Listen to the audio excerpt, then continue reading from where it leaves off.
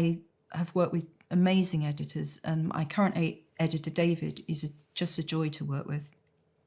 And yeah, I enjoy that. It's important to have that objective person. You've lived with this thing for 12 months longer often.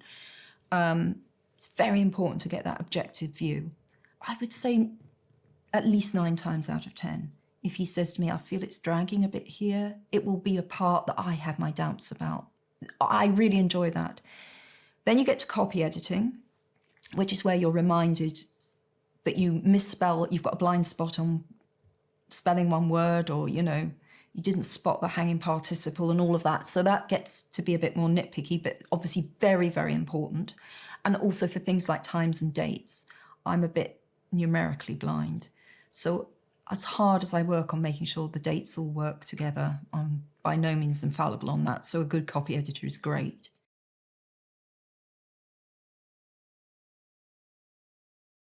I'm more involved now, probably, than I've ever been. I think the landscape has changed for writers, in writers' favour, with regard to things like covers. And I think the rise of self-publishing has a lot to do with that. Writers have options now. And certainly when I was first published in '97, you really didn't have a say. You know, that was something that the art department were going to work. That's not to say I disliked covers necessarily. I'm just saying I can't remember ever really being asked an opinion. Maybe with the later Potter books, but it was pretty much a fait accompli by the time it got to me.